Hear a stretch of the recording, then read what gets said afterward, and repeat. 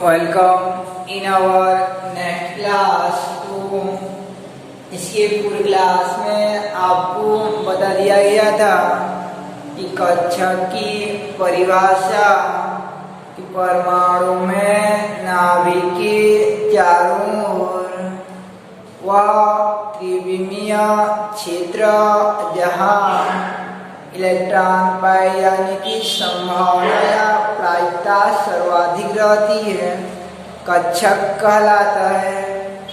तो इसके पहले हम लोग कक्षा उपकक्षा के बारे में पढ़े थे। कक्षा को के एलिमेंट से प्रदर्शित करते हैं, उपकक्षा को एसपीडीएफ से प्रदर्शित करते हैं। कक्षा की आकृति वृत्ताकार होती है और उपकक्षा की आकृति वृत्ताकार व दीर्घवृत्ताकार रहती है। तो आज ये देखते हैं हम लोग कि कक्षकों की आकृति कैसी रहती है और उनका नाम क्या क्या रहता है। जैसे पहला कोश में कितना उपकोश रहता है ऐसा पढ़े थे हम लोग।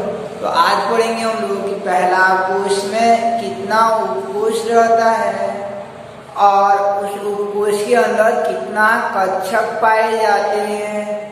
तो स्टार्ट करते हैं हम लोग कि विभिन्न कक्षकों की आकृति, विभिन्न कक्षकों की आकृति। तो विभिन्न कक्षकों की आकृति पढ़ेंगे हम लोग।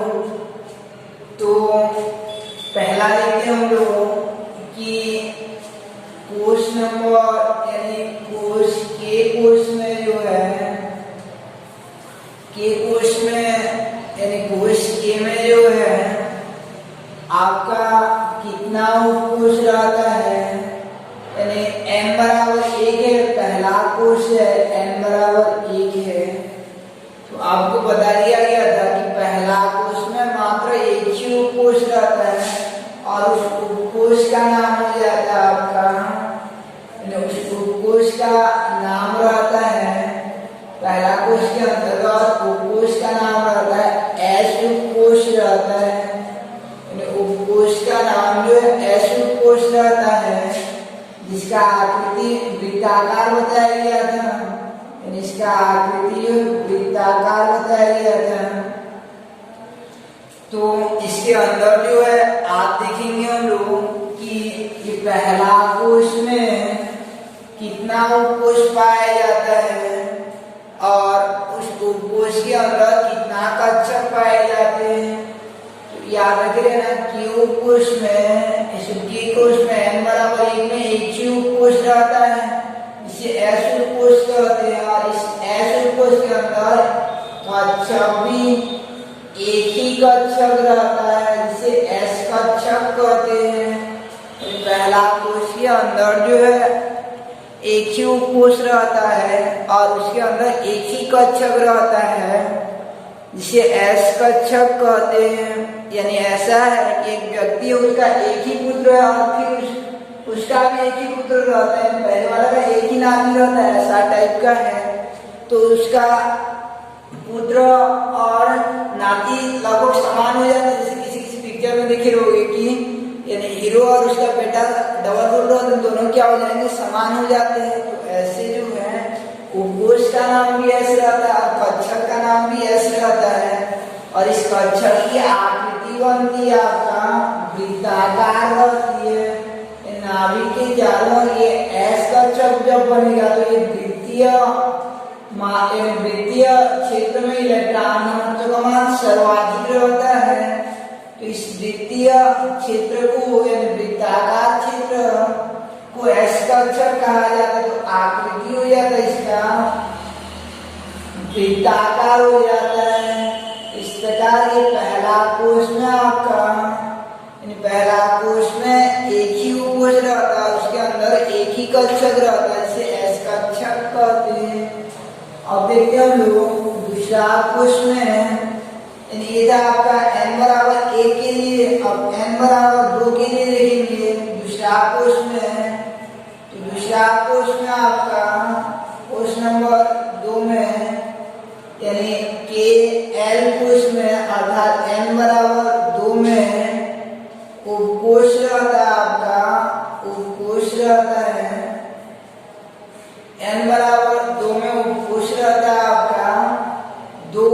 कोश रहता है, एक रहता है एस उपकोश रहता है और दूसरा रहता है आपका पी उपकोश रहता है।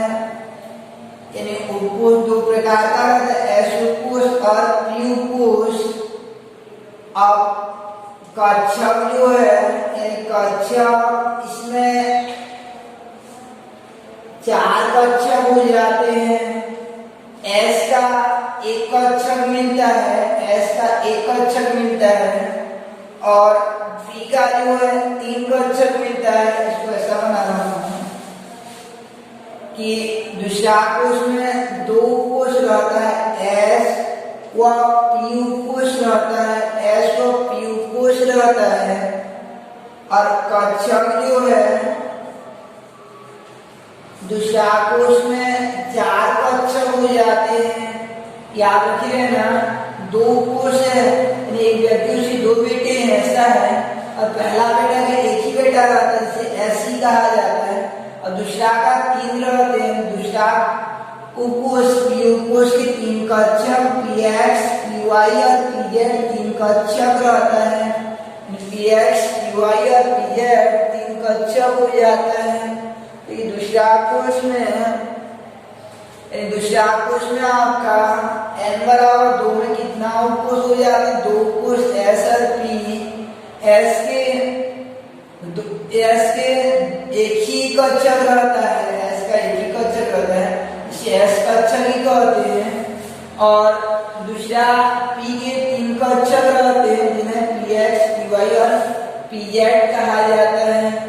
अब इनका आकृति देखेंगे हम लोग, तो पी एक्स और पी वाई और पी जेड का आकृति बनाने के लिए ऐसा अक्षों का चयन किया जाता है, एक्स अक्ष, वाई अक्ष और ये जेड अक्ष। ये वाला अक्ष को एक्स अक्ष कहते हैं, ऊपर नीचे वाला अक्ष को वाई अक्ष कहा जाता है, और ये वाला अक्ष को जेड अक्ष कहेंगे। या ये इसमें अक्षों का निर्धारण जो है इस प्रकार से किया जाता है कि ये बीज वाला को हम लोग रसायन में वाई अक्ष मानते हैं, वाई अक्ष, और ये ऊपर नीचे वाला को जेड अक्ष माना जाता है। ये एक्स और ऐसे तिरछा वाला जो रहता है वाई अक्ष, और ऊपर नीचे जो रहता है वो ऊर्ध्वाधर उसको जेड अक्ष कहते हैं। तो इसमें पी एक्स का आकृति बनाएंगे, तो पी एक्स का आकृति बनाएंगे, तो पी एक्स का जैसे आकृति बनाएंगे तो ये आकृति जो डम्बेल आकार रहता है, डमरू जैसे आकार रहता है, तो ये डमरू को एक्स अक्ष में बनाया जाता है, तो ये पी एक्स कक्षक की आकृति हो जाती है। ये डमरू को एक्स अक्ष में बनाया जाता है, तो पी एक्स की आकृति हो जाती है। और पी वाई की आकृति कैसा हो जाएगा आपका कि पी वाई की आकृति जो है ये एक्स अक्ष और ये आपका वाई अक्ष और ये आपका जेड अक्ष हो जाता है। तो इसमें वाई का आकृति को बनाते हैं, तो ये वाई जो है इनके ऊपर बनता है, वाई जो इनके ऊपर बनता है, तो ये वाई कक्षक की आकृति हो जाती है। और जेड की आकृति रहता है आपका, डम्बेल जो जेड में बन जाता है, डम्बेल जो जेड में बनता है, ये एक्स, ये वाई और ये जेड अक्ष हो जाता है। तो इन आकृति का नाम पड़ता है, क्योंकि डमरू में होता है डम्बेल, तो डम्बेल आकार डम्बेल शेप का रहता है, इसलिए आकृति का नाम हो जाता है आपका, आकृति का नाम हो जाता है डम्बेल आकार होता है। आकृति का नाम जो है डम्बेल आकार हो जाता है, ये आकृति का नाम डम्बेल आकार हो जाता है। तो ये एक्स यानी पी एक्स पी वाई और पी जेड कक्षकों की आकृति हो जाती है, अर्थात जेड ये पी कक्षकों की आकृति हो जाती है। पी उपकोश के तीन कक्षक पी एक्स पी वाई और पी जेड इनका आकृति हो जाती है। अब हम लोग स्टार्ट करते हैं। अब ये एस पहला वाला का आकृति ऐसा वृत्ताकार ही रहेगा, पहला वाला का आकृति ऐसे वृत्ताकार ही रहेगा। अब n बराबर 3 पर विचार करते हैं, यानी कोश क्रमांक 3 पर विचार करते हैं, अर्थात के एल एम पर विचार करते हैं, मीन्स n बराबर 3 पर विचार की जाती है। तो n बराबर 3 पर विचार करते हैं, इसमें उपकोष रहता है आपका 3 उपकोष रहता है, जिन्हें कि कहा जाता है एस पी डी कहते हैं, जिन्हें कि एस पी डी कहा जाता है। अब इनमें कक्षक रहता है आपका, कक्षक हो जाता है एस का एक कक्षक, पी के 3 कक्षक, पी एक्स, पी वाई और पी जेड। और याद रखिए ना, डी के 5 कक्षक रहते हैं, जिनमें से पहला को कहा जाता है D X Y, D Y Z, D Z X और D X square minus Y square और डी जेड स्क्वायर, यानी डी जेड स्क्वायर हो जाता है अंतिम वाला, यानी 5 कक्षक रहते हैं, D X Y, D Y Z और D X square minus Y square और डी जेड स्क्वायर, यानी डी के 5 कक्षक हो जाते हैं। एस उपकोष के 1 कक्षक मिले थे, पी के 3 कक्षक मिलते हैं और डी के 5 कक्षक मिलते हैं। इनमें से एस की आकृति वृत्ताकार, पी की आकृति डंबेलाकार होता है। अब देखते हैं हम लोग डी कक्षकों की आकृति कैसा रहता है। तो डी कक्षकों की आकृति के लिए, यानी डी कक्षकों की आकृति बनाना है हमको, तो इनमें तीनों अक्ष को लेकर नहीं बनाया जाता, कोई भी 2 अक्ष का चयन करेंगे, X Y, Y Z, Z X, इनमें से एक अक्ष का चयन करेंगे।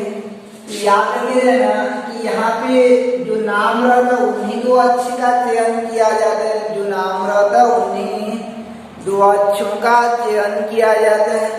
तो डी एक्स वाई नाम है, डी एक्स वाई नाम है, तो इसी स्थिति में हम लोग डी एक्स वाई नाम है, तो ऐसा स्थिति में 2 अक्ष का चयन करेंगे, एक तो एक्स अक्ष और दूसरा वाई अक्ष।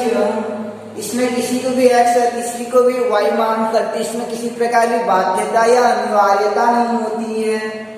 तो डी एक्स वाई का आकृति बनाएंगे हम लोग, डी एक्स वाई का आकृति बनाएंगे। तो एक डम्बेल को बनाया जाता है ये एक्स में और दूसरा डम्बेल को बनाया जाता है वाई में बनाया जाता है। तो इस आकृति का नाम होता है द्विडम्बेलाकार होता है, यानी आकृति का नाम है द्विडम्बेलाकार हो जाता है, यानी डबल डम्बल शेप में रहता है, इसलिए द्विडम्बेलाकार कहा जाता है। ऐसे डी वाई जेड का आकृति बनाएंगे, तो 2 अक्ष वाई और जेड का चयन करेंगे। एक तो डम्बेल यहाँ पे बनेगा, दूसरा डम्बेल जो यहाँ पे, याद रखिए ना इधर तो सब साइड बराबर होना चाहिए। और डी जेड एक्स का बनाएंगे, तो इस प्रकार से ये जेड एक्स का बनाते हैं, तो एक तो वो एक्स और दूसरा को जेड मानेंगे। रही बात D X square minus Y square का आकृति को बनाने के लिए, D X square minus Y square का आकृति को बनाने के लिए इसमें भी 2 अक्षों का चयन किया जाता है, एक तो एक्स और दूसरा वाई का चयन किया जाता है। इनमें से ये D X square minus Y square का चयन करने के लिए 2 अक्ष देंगे, एक तो एक्स अक्ष और दूसरा वाई अक्ष लिया जाता है, एक तो एक्स अक्ष लिया जाता है और दूसरा वाई अक्ष लेंगे। तो एक्स अक्ष में जो है, एक्स अक्ष में अगर ऐसा डम्बेल डालेंगे तो इसके जैसे बन जाए पहले जैसे, तो यहाँ पे याद रखिए ना, जो डम्बेल बनता है वो अक्षों के मध्यांतर में बनता है, यानी अक्षों के मध्य भाग में बनता है।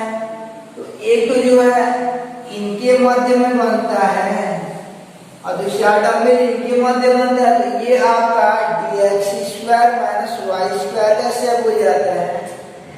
और डी जेड स्क्वायर का शेप बनाने के लिए एक तो जेड अक्ष अनिवार्यता होती है, एक तो जेड अक्ष की अनिवार्यता होती है, दूसरा वाई या एक्स किसी को भी मान सकते हैं।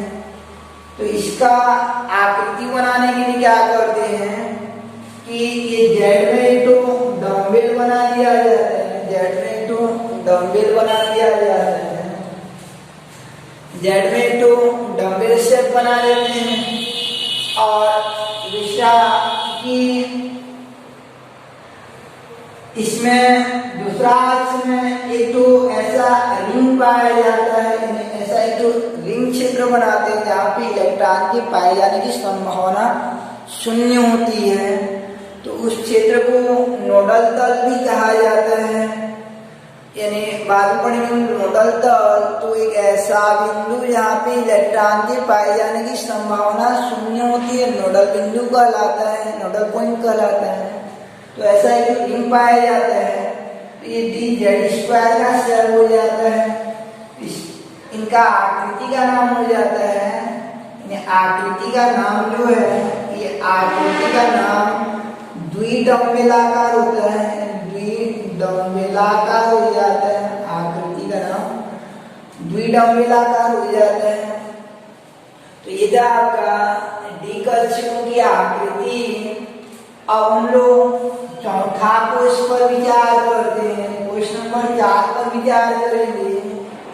चौथा कोष पर विचार करते हैं, तो कोष के एल एम एन पर विचार करते हैं। इसमें उपकोष जो है आपका, उपकोष जो है 4 रहता है, यानी n बराबर 4 के लिए 4 उपकोष रहता है आपका एस टी डी एफ। और उपकोष के बाद कक्षक हो जाता है, एस का एक ही कक्षक मिलता है, पी के 3 कक्षक मिलते हैं, पी एक्स पी वाई और पी जेड। डी के 5 कक्षक मिलते हैं, D X square D X Y Y Z, D Z X और D X square minus Y square और डी जेड स्क्वायर।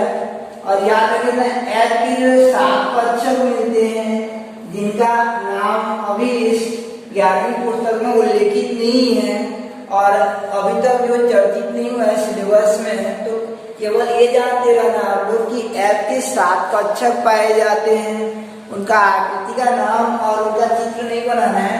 तो केवल आपको एस कक्षक जानना है, पी कक्षक जानना है और डी कक्षक। तो एस कक्षकों की आकृति वृत्ताकार हो जाती है, पी कक्षकों की आकृति जो डम्बेलाकार हो जाती है और डी कक्षकों की आकृति द्विडम्बेलाकार हो जाती है। इस प्रकार से ये विभिन्न कक्षक हो जाता है, विभिन्न कक्षकों की आकृतियां हो जाती है। तो पहला कोष रहेगा, पहला कोष जैसे रहेगा तो उसमें मात्र एक ही कक्षक रहेगा जिसका नाम एस, यानी पहला कोष का रहेगा, इसलिए उसे 1s कक्षक नाम दिया जाता है। अब मान लीजिए किसी परमाणु में 2 कोष हैं, जैसे आपका कार्बन तो 2 और 4 होता है, पहले में 2 और दूसरा में 4 हो जाता है, दूसरा में 4 होता है, 2 और 4 इस प्रकार से कॉन्फ़िगरेशन रहता है। तो इसमें पहला कोष में आपका एक ही कक्षक रहता है, इन पहला कोष में एक ही उपकोष रहता है और उसके अंदर एक ही कक्षक रहता है, इसे 1s कक्षक कहते हैं। अभी दूसरा कोष में 2 उपकोष रहता है, एस और पी। तो एस उपकोष के कक्षक को 2s कक्षक कहते हैं। दूसरा कोष का कक्षक, दूसरा कोष के एस उपकोष का कक्षक है जो 2s कहते हैं। और क्योंकि इसमें 2 उपकोष रहता है, दूसरा में एस और पी, तो एस का 2s हो जाता है और पी का हो जाएगा आपका 2px 2py और 2pz। 3 कक्षक हो जाते हैं, 3 कक्षक हो जाते हैं। तो आगे हम लोग इलेक्ट्रॉनिक विन्यास पढ़ेंगे, तो ये क्रम रहता है, याद रखना, ये 1s 2s 2px 2py और 2pz। तो 1s 2s 2p6 इस प्रकार से इलेक्ट्रॉनिक विन्यास पढ़ेंगे आगे। तो ये वाला सीक्वेंस भी याद रखे रहना आप लोग। तो ऐसा मान लीजिए किसी परमाणु का क्रमांक 3 है, कुल मिलाकर कितना कक्षा होगा? पहला में एक यानी उसके अंदर पहला कोश का पहला दूसरा तीसरा मान लो 3 कक्षा है, तो पहला का 1 मिलेगा, दूसरा का S और PX PY और PZ और तीसरा का आपका तीसरा में मिल जाएगा आपका S और PX PY और PZ और D के 5 कक्षा मिल जाएंगे, DX Y YZ ऐसा होगा। हमको ऐसा लगता है कि S जो है S कक्षा केवल सबसे अंदर वाला में होगा, ये नहीं है ऐसा कि पहले वाला में होगा, साथ साथ दूसरा कोष में भी होगा, तीसरा कोष में भी होगा। सबका पहला पहला जो है S हो जाता है। अब दूसरा जो P होता है, पहला कोष में मात्र एक ही कोष रहता है, एक होगा, दूसरा में S और P रहता है, तीसरा में SPD रहता है। तो इसको आपको ये ध्यान रखना है। तो आज सीखे हम लोग इस प्रकार से विभिन्न कक्षकों की आकृतियां और कक्षकों का नामकरण। तो ये था आपका विभिन्न कक्षकों की आकृति, इस प्रकार से हो जाता है आपका विभिन्न कक्षकों की आकृति। तो S का वृत्ताकार हो जाता है, P का डंबेलाकार हो जाता है और D का हो जाता है आपका द्विडंबेलाकार हो जाता है। तो इस प्रकार से ये था आपका कक्षकों की आकृति। तो पढ़े थे हम लोग कक्षा, उपकक्षा, यानी कक्षा पढ़े थे और उपकक्षा पढ़े थे और कक्षक पढ़े थे। थोड़ा सा देख लेते हैं हम लोग कि आज कक्षा, उपकक्षा व कक्षक में अंतर, कक्षा, उपकक्षा व कक्षक में क्या अंतर रहता है? कक्षा, उपकक्षा व कक्षक में अंतर, कक्षा, उपकक्षा और कक्षक में अंतर। तो पहला अंतर क्या हो जाएगा उसको देखते हैं। इन तीनों को पढ़ चुके हैं, कक्षा, उपकक्षा और कक्षक।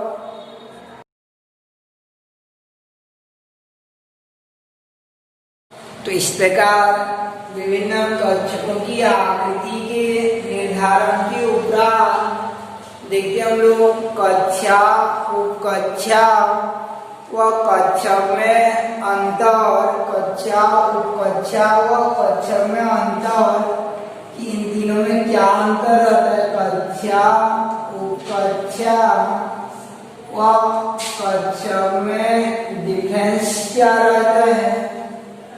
तो याद रखिए ना, कक्षा शब्द की उत्पत्ति नील्स बोर के परमाणु मॉडल से होती है, इसलिए इसकी अवधारणा नील्स बोर ने प्रस्तुत की थी।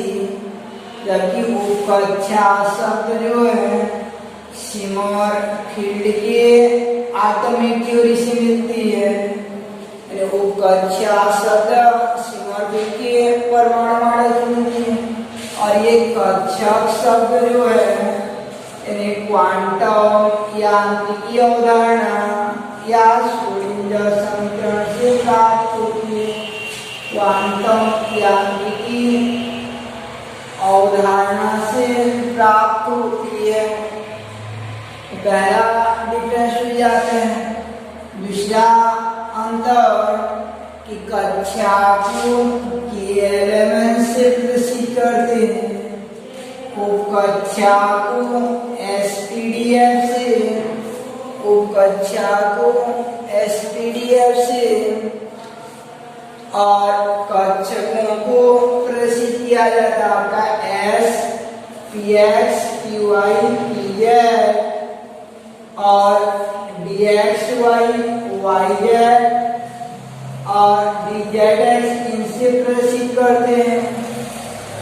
तीसरा अंतर हो जाता है कि कक्षा में इलेक्ट्रॉन नाभिक के चारों में कितना दूरी पर परिक्रमा कर रहा है, उसकी वास्तविक दूरी को अभिव्यक्त कराता है, उसकी वास्तविक दूरी का ज्ञान कराता है।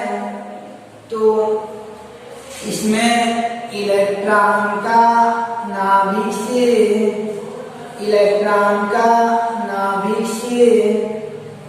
वास्तविक दूरी का विज्ञान होता है, वास्तविक दूरी का ज्ञान होता है,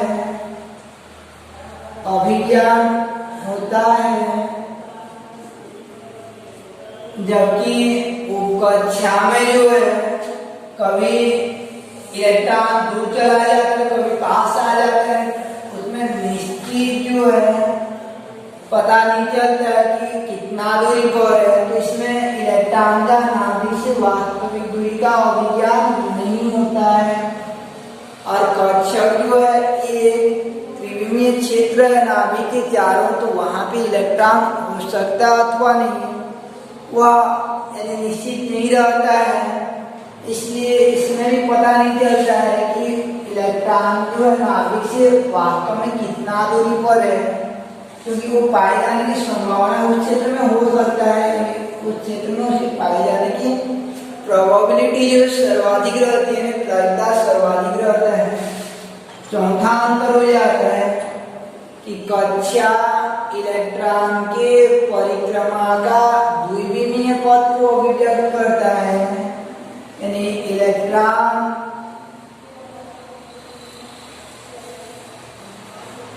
के परिक्रमा का द्विविमीय पथ को अभिव्यक्त करता है। कक्षा इलेक्ट्रॉन के परिक्रमा की द्विविमीय पथ को अभिव्यक्त करता है, मार्ग को अभिव्यक्त करता है, द्विविमीय पथ को अभिव्यक्त करता है।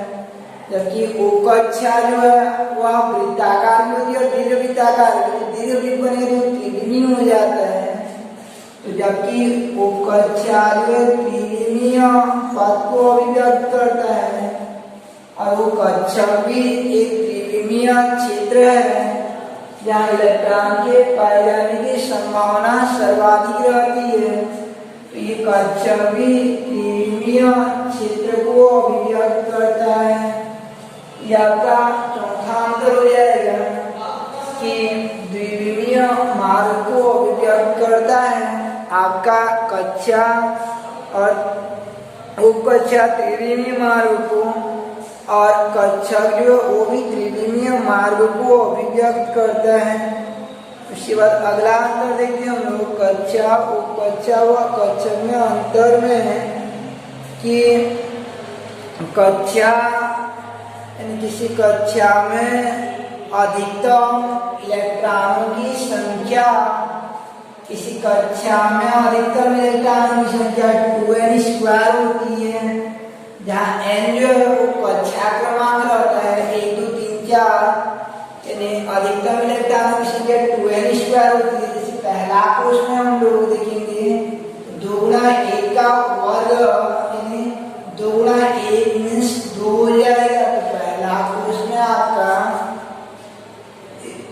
2 इलेक्ट्रॉन रहता है, दूसरा में 2 दूनी 4, 2 का वर्ग 2 दूनी 4 दूनी 8 हो जाएगा, और तीसरा में हो जाएगा 3 × 9 दूनी 18 हो जाता है।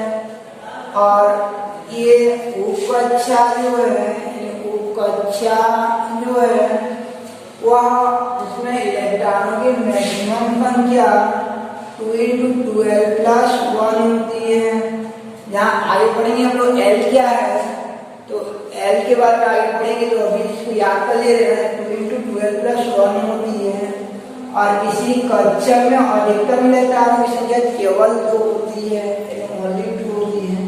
इस प्रकार से आपका कक्षा उपकक्षा व कक्षक में अंतर हो जाता है, यानी कक्षा उपकक्षा व कक्षक में अंतर हो जाएगा कि कक्षा की अवधारणा नील्स बोर ने उपकक्षा का सिमरफील्ड ने, और कक्षक की अवधारणा जो है यानी कक्षक की अवधारणा क्वांटम यांत्रिकी से मिलती है कि एलिमेंट से, पीडीएफ से और पीएक्सपीवाई। तो इस प्रकार से आपका ये अंतर हो जाता है कक्षा उपकक्षा और कक्षक में अंतर।